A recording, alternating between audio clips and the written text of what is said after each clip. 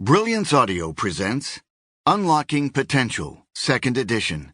7 coaching skills that transform individuals, teams, and organizations by Michael K. Simpson, Maria Sullivan, and Kari Saddler.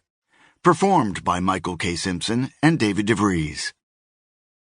Coaching is an intentional conversation in which the coach listens to, questions, and acknowledges the perspectives of the coachee to facilitate self-reliant problem-solving and action. Effective coaching is based on building trust, tapping potential, creating commitment, and executing goals. Consider how successful a coach would be who is unreliable, lacks credibility, doesn't trust others, and inconsistently utilizes coaching skills and tools. The success of all coaches comes from the inside out. Unless coaches internalize, model, and live by these principles, they will fail. In this section of the book, I examine each of these principles and how to apply them to help build trust and credibility as a coach. If you can coach yourself to live by these principles, you will be well on your way to helping others as a coach. The International Coach Federation, ICF, has published a set of ethical standards for coaches.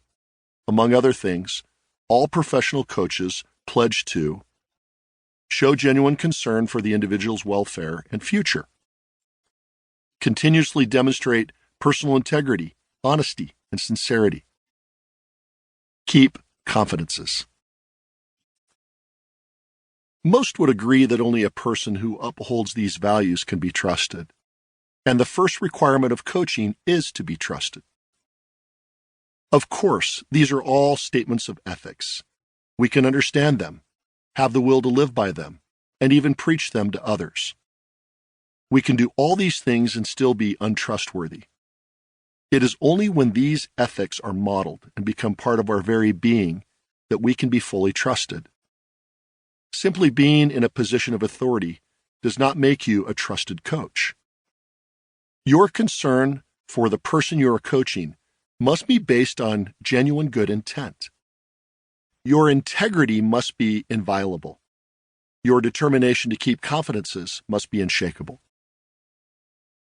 One of my co-authors, Kari Saddler, tells the story of her client Monica, who worked in the emergency department of a large community hospital. As a new leader, Monica was tasked with significant goals, including reducing the amount of time patients waited to see a doctor and decreasing the percentage of patients who left without seeing a doctor at all. In 6 months, she had made significant improvements utilizing an innovative system with a dashboard. Monica's superiors all praised her efforts and results. Her team, however, was another story. Kari met Monica when she began coaching her through the results of a 360-degree assessment of her leadership. To say Monica's team did not like her was an understatement. The comments included statements like, "She only cares about the numbers," and "We hate her dashboards." How can they say that about me? Monica had asked through tears. She was the kind of leader who knew every member of her team, knew about their lives and families, brought in pizza, and had them to her home for holiday parties. She thought her team loved her. Through coaching conversations, Monica realized that when she had implemented all of the changes to the emergency department, she had assumed that her team knew why it was important to change the way they ran the department. Without understanding the true intent, Monica's team assumed that she was trying to improve the numbers for the department because it made her look good. One of the first changes Monica made in her leadership was to begin opening every conversation about the dashboard with a statement of why it was so important. Remember, folks, we are here to save lives. We can't save lives if they walk out the door before they see the doctor. How are we doing today? Monica made other changes to her leadership style as well.